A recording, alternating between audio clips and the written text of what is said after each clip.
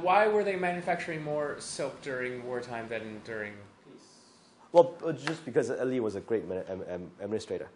I think what he did was it's similar to the 1978 reform, opening and reform by Deng Xiaoping. He basically gave ownership to the local people and then lowered taxes and increased commerce. Yeah. So, but at this point, it's the economy, stupid. It's the economy, stupid. And so there was a strange phenomenon, which is there were people everybody held him at really high regard, and so there were people who were against the Taiping but pro Li. He had subordinates like that. He was actually very lax as well. So, and immensely rich, and a great general. That's right. I think a bar of silver or whatever that came out of South America weighed like 65 pounds or something for just one bar. Yeah. So if you think about it, it's stacked up. Yeah. The floor is not like it's important. Yeah. So, but then this is, but then now, so Li, you can think of it as if you look like if 1851 to 1853, this is when they get to Nanjing.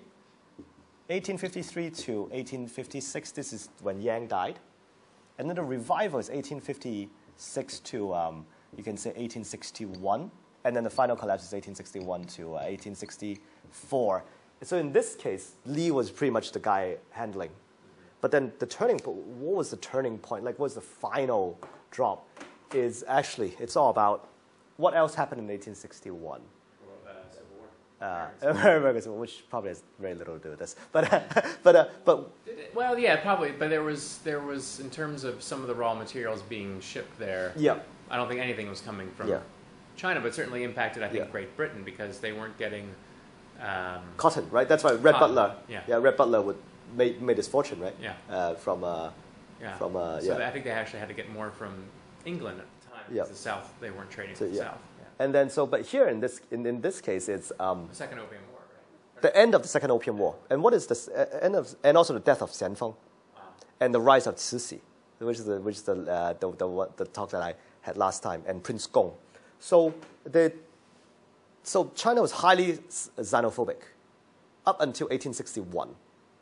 And then in 1861, because Xianfeng, who was substantially, as mentioned last time, substantially less intelligent and competent than his younger brother, Prince Gong. Prince Gong took over with his sister-in-law, Cixi, the Empress Dowager. They realized one thing. The British and the French took over Beijing, but they signed the treaty and they left, which means that all they want is just, they don't want our lives. They just want to milk our resources, so work with them. And so they signed the Beijing Treaty, and then they were given resources here. And the second thing is Xianfeng died, and Xianfeng always was more skeptical of Han officials like Zhang.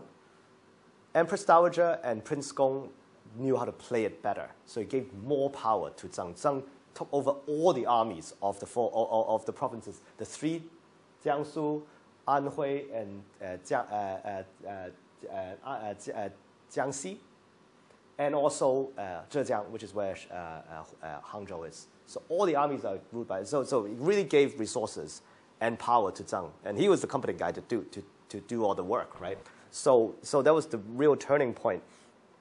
And also the big turning point is the French and the British.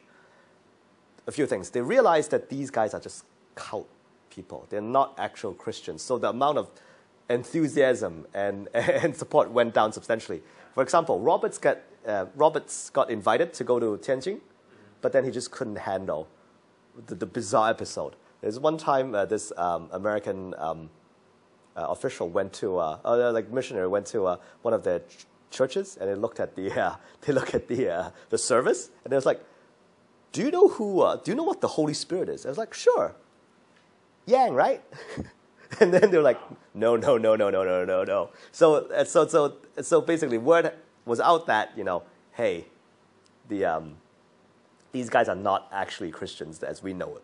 And the second thing is, remember, they banned opium. Opium is one of the main source of income for the British and the French. So, but the Qing was very willing for you to do opium to do opium trade. And also the Qing now, it's very official that they are willing to work with you. So now it's in the Westerners' interest to put down the Taiping, to bring back peace by helping the Qing. So they did. So when Li invaded Shanghai, he still thought that, he still called them the Ocean Brothers and told them just like, pass over. As long as you have Ocean Brothers, we're just fighting the Qing. If you have on your door a yellow flag, we wouldn't fight you. So they went to Shanghai, but then the British was ready. They had the first mercenary. This guy called Ward, W-A-R-D, who was actually an American guy who head up that mercenary unit. And and it was actually basically rifles waiting for them. And as the war began, and when Shanghai was attacked, Zhang got one of his subordinates, Li Hongzhang, who is the main character of modern China. He founded most of the for example, China Merchants. He created it.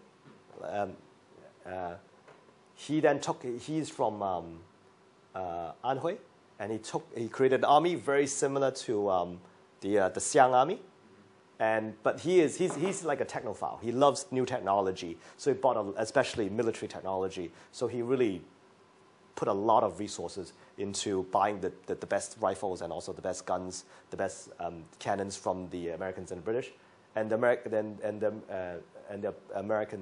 British were fighting with him. A guy called Gordon, Gordon. Gordon was fighting with him. So not only did the British and French have a change of heart, but then they actually sided with the Manchu. They sided with the Manchu. Yeah. But sided whoever wanted to do business with them, right? And I think there must be an element that they can't really support a cult, right? Right. Yeah. So it took Shanghai, and that's why Li defended Shanghai.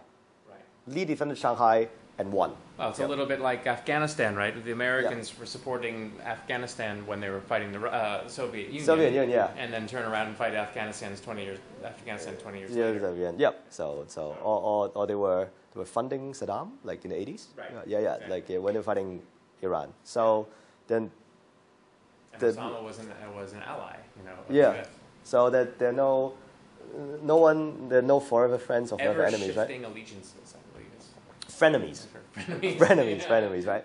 So they try to take Shanghai because trying to take Shanghai and trying to make a fleet to fight the Zhang, but they couldn't get Shanghai, and Shanghai at that point was there a colonial influence? Already very, very prosperous. Actually, the Taiping Rebellion created Shanghai, you could say, because all the resources and the money, because this is still today, like as those days, the richest part of China. Yeah. And so when there was war here, all the resources fled to Shanghai. And Shanghai was basically created. The Shanghai that we know, you think about it, Shanghai back in pre-1949 was substantially more important to the rest of China than today.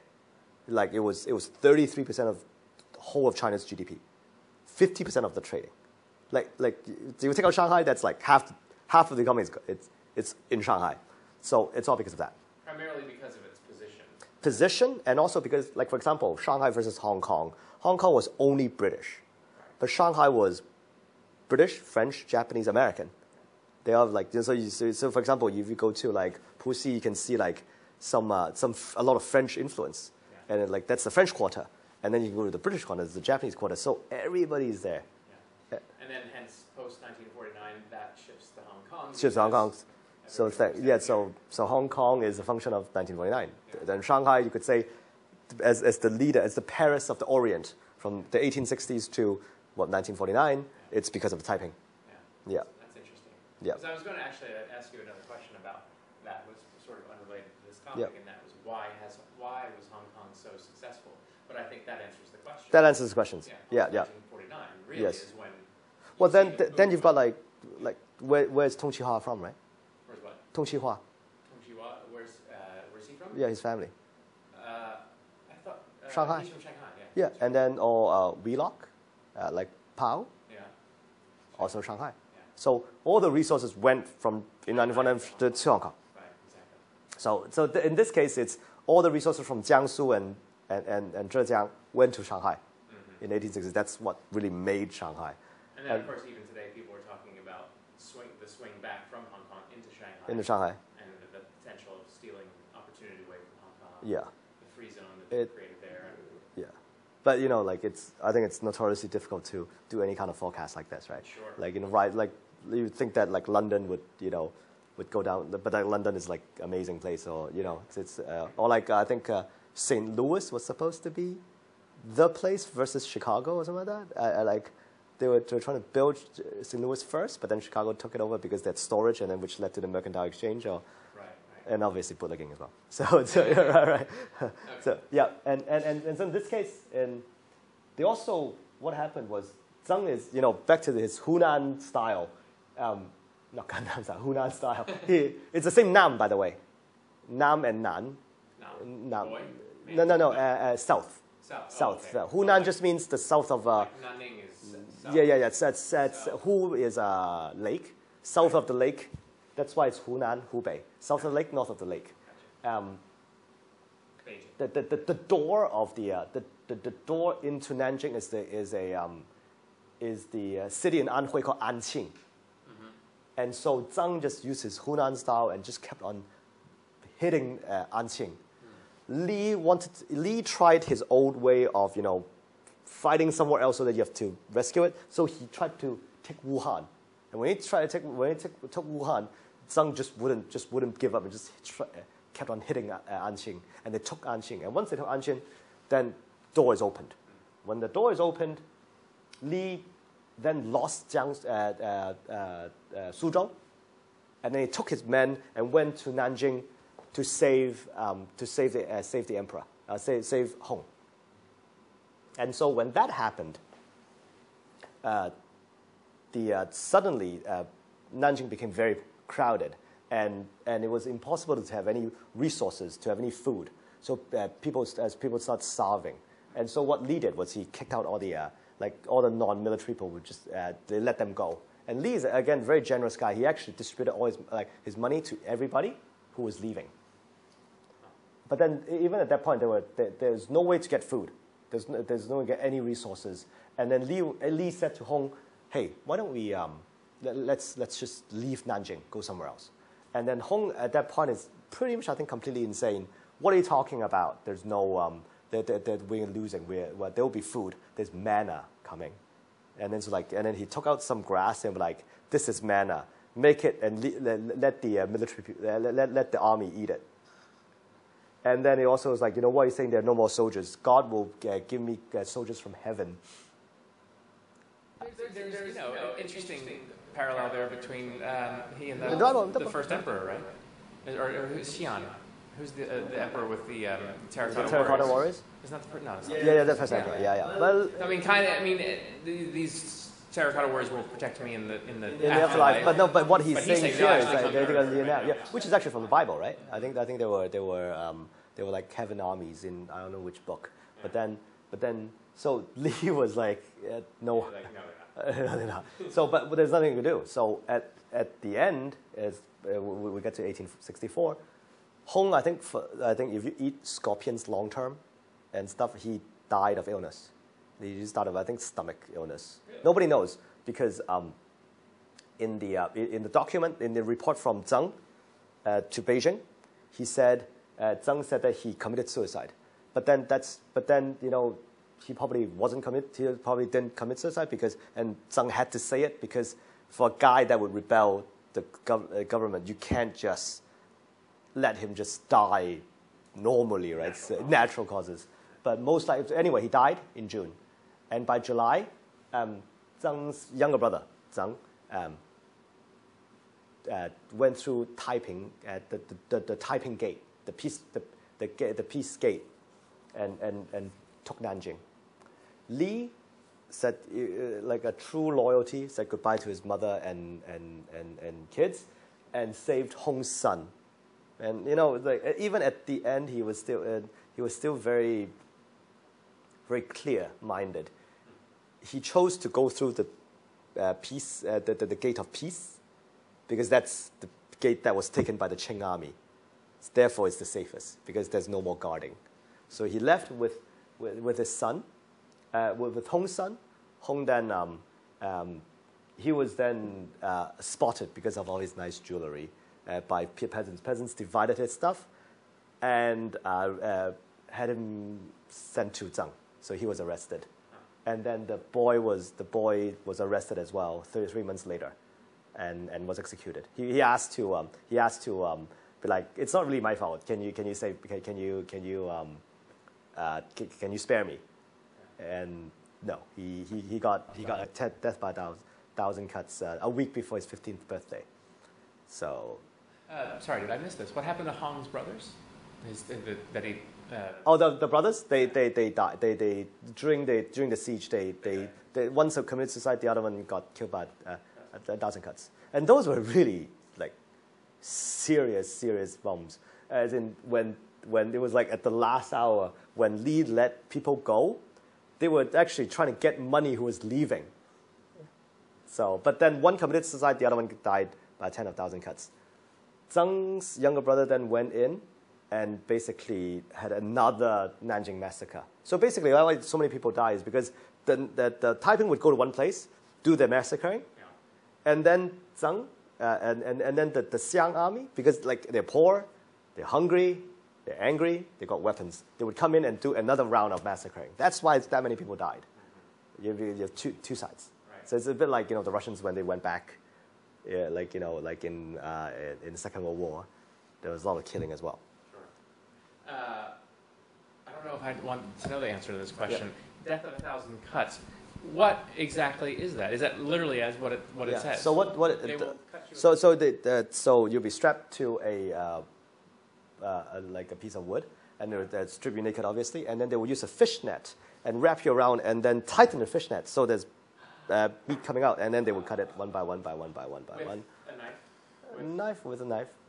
And just kind of gently, probably not gently, but probably small cuts, right? Just to increase the torture. Yeah. So I think what happened was one big gash. Yeah, I think what happened was this really happened in the early Ming Dynasty, in the Ming Dynasty, really popularized in the Ming Dynasty, and it was the first emperor, and he basically did like a competition, and then basically the standard was like the top guy did like 3,000 cuts, and then he used his as the standard.